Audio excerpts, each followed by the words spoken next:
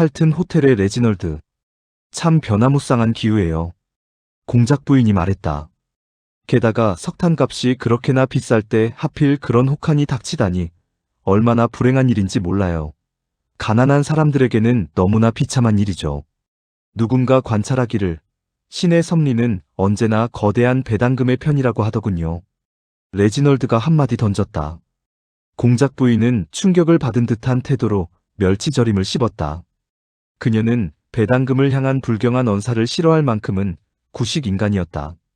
레지널드는 식사 장소를 고르는 일은 그녀의 여성적 직관에 맡겨두었으나 와인만큼은 직접 골랐다. 여성의 직관이란 레드와인 앞에서는 여지없이 멈춰 선다는 것을 잘 알고 있었기 때문이다. 여자는 자기보다 덜 매력적인 친구를 위해 기꺼이 남편감을 골라주기도 하고 관련된 쟁점에 대해 쥐뿔도 모르면서 정치적 논쟁에서 한쪽 편을 들 수는 있어도 그 어떤 여자도 기꺼이 레드 와인을 골라내지는 못하는 법이다. 에피타이저는 내게 항상 애틋한 감흥을 주지요. 레지널드가 말했다. 마치 인간이 거쳐가는 유년 시절을 연상시키거든요. 다음 코스는 도대체 어떤 맛일까 궁금해하면서 지나보내지만 막상 메뉴의 나머지 요리들을 먹는 동안에는 차라리 에피타이저나 더 많이 먹어둘 걸 하고 후회하게 되니까요.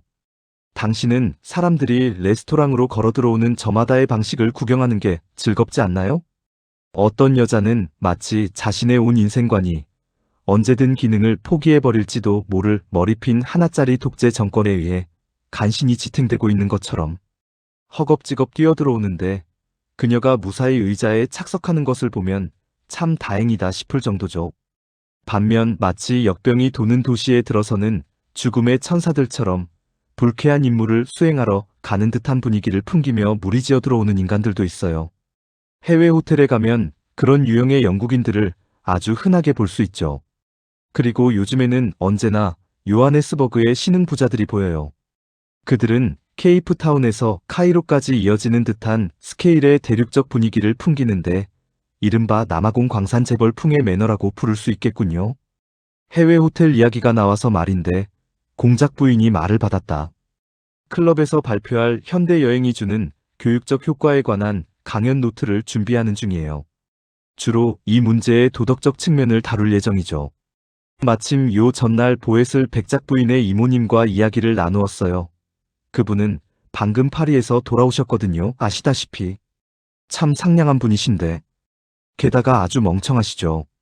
요즘처럼 여성들이 과잉 교육을 받는 시대에 그런 분은 참 신선해요. 사람들은 어떤 이들이 프랑스와 독일이 전쟁 중이라는 사실도 모른 채 파리 포위전을 겪어냈다고들 말하지만 보에슬레 이모님은 겨울 내내 파리에 머물면서도 웽베르, 당시 대규모 사기 사건을 일으킨 가문이 자전거 브랜드의 일종인 줄 아셨던 걸로 유명하니까요. 그나저나 우리가 지상에서 알던 모든 동물들을 사후세계에서 다시 만나게 될 거라고 믿는 주교인가 뭔가 하는 사람이 있지 않나요? 프링스 레스토랑에서 마지막으로 보았던 뱅어떼를 저승에서 고스란히 마주치게 된다면 얼마나 끔찍하게 당황스러울까요? 난 너무 긴장한 나머지 온통 레몬 이야기밖에 안 할 게 분명해요. 그렇다 해도 만약 녀석들을 맛있게 먹어주지 않았더라면 그 물고기들도 꽤나 불쾌했을 겁니다. 내가 만약 식인종의 축제의 요리로 바쳐졌는데 누군가 내가 충분히 연하지 않다거나 너무 오래 묵혀둔 고기라며 타박한다면 난 지독하게 불쾌할 테니까요. 강연에 관한 내 생각은 말이죠. 공작 부인이 황급히 말을 재개했다. 무분별한 유럽 대륙 여행이 사회적 양심의 도덕적 섬유질을 약화시키는 경향이 있지 않은가에 대해 탐구해보는 거예요. 우리가 아는 어떤 사람들은 영국에 있을 때는 참 괜찮은 인간들인데 도버 해협 저편으로 건너가기만 하면 완전히 딴판이 되더라고요. 이른바 타우후니츠, 외국에서 싸게 파는 문고판 책식 도덕률을 가진 인간들이군요. 레지널드가 관찰하듯 말했다. 전체적으로 볼 때 그들은 아주 탐나는 두세 개의 장점만을 기막히게 누리고 있는 셈입니다. 그리고 어차피 그 외국 철도 노선들은 수화물 초과 요금을 워낙 비싸게 받아 처먹으니 가끔은 자신의 평판 정도는 고향에 두고 떠나는 게 확실히 경제적이긴 하죠. 얘야 레지널드야, 추문이란 엑서터 같은 곳에서만큼이나 모나코나 그 외 어떤 휴양지에서도 철저히 기피해야 마땅한 것이란다. 추문이라니요. 나의 사랑스러운 아이린, 아이린이라고 불러도 되죠?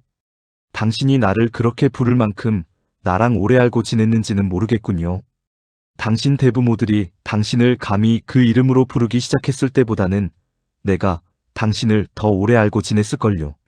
추문이란 그저 화려하게 사는 자들이 지루하게 사는 자들에게 베푸는 일종의 동정 어린 자선금 같은 겁니다. 다른 사람들의 불타오르는 무모한 일탈 덕분에 얼마나 많은 흠없는 인간들의 지루한 삶이 환해지는지 생각해보세요. 그나저나 우리 왼쪽 테이블에 고풍스러운 레이스를 두른 저 여자는 누구죠? 상관없습니다. 요즘엔 사람들을 마치 타터살즈, 말 경매장에 나온 1년생 망아지 보듯 빤히 쳐다보는 게 대세니까요. 스펠백 씨 부인 말인가요? 아주 매력적인 여성인데 남편과는 떨어져 지내고 있죠. 수입의 불일치 때문인가요? 그런 게 아니에요. 내 말은 수마일에 달하는 얼어붙은 대양을 사이에 두고 떨어져 있다는 뜻이었어요. 그 남편은 유빙을 탐험하고 청어의 이동 경로를 연구하는 사람이라 에스키모의 가정생활에 관해서는 아주 흥미로운 책을 썼지만 당연하게도 정작 자기 자신의 가정생활은 거의 없는 편이죠. 멕시코 만류를 타고서나 가끔 집에 들어오는 남편이라면 꽤나 묶여있는 자산이겠군요. 그의 아내는 그 문제에 대해 지독하리만치 현명하게 대처하고 있어요. 우표를 수집하거든요. 아주 훌륭한 대안이죠. 저 부인과 함께 있는 사람들은 원풀 부부인데 내 아주 오래된 지인들이죠. 가여운 양반들, 항상 우환을 달고 살아요. 우환이란 건 아무 때나 시작했다가 내키는 대로 집어던질 수 있는 그런 취미가 아닙니다. 매딱 사냥터나 아편 중독 같은 거라서 일단 한번 시작하면 계속 유지해야만 하는 법이죠. 그 집 마다들이 부모에게 얼마나 큰 실망을 안겨줬는지 몰라요. 부부는 그 애가 언어학자가 되기를 바랐고 수많은 외국어를 수십 개의 언어죠. 말할 수 있도록 가르치는데 엄청난 돈을 쏟아부었거든요. 그런데 그 애가 트라피스트, 회종신 침묵 서약을 하는 수도의 수도사가 되어버렸지 뭐예요. 그리고 미국 부유층과의 정략결혼 시장에 내보내려 했던 막내 아들은 정치적 성향을 띠기 시작하더니 가난한 이들의 주거 문제에 관한 팸플릿을 쓰고 다녀요. 물론 아주 중요한 문제이고 나 역시 아침 시간에 그 일에 꽤 많은 시간을 할애하긴 합니다만 로라 원풀의 말마지막대로 남의 집구석 일로 선동을 하고 다니기 전에 자기 기반부터 먼저 닦아놓는 게 순서잖아요. 로라는 그 일로 속이 아주 새까맣게 타들어가면서도 식욕만큼은 언제나 쾌활하게 유지하고 있는데 난 그게 그녀의 참으로 이타적인 면모라고 생각해요. 실망을 받아들이는 방식에는 여러 가지가 있죠.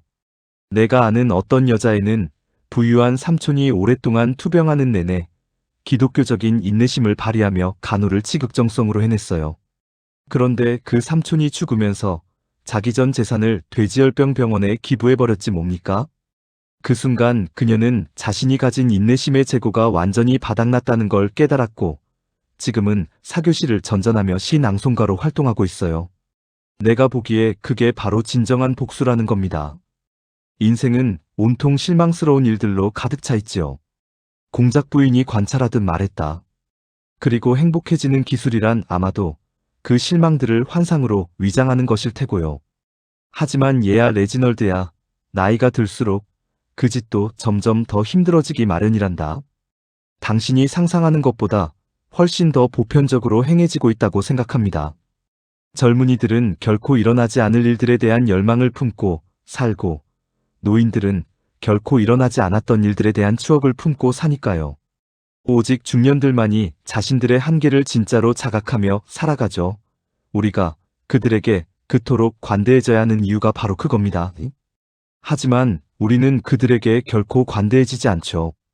결국 공작 부인이 말했다. 인생의 환멸이란 그것을 평가하는 우리의 방식에 달려있는 것일지도 몰라요. 우리 뒤에 올 후손들의 마음속에서 우리는 우리가 전혀 염두에 두지 않았던 성품과 업적으로 기억될 수도 있으니까요.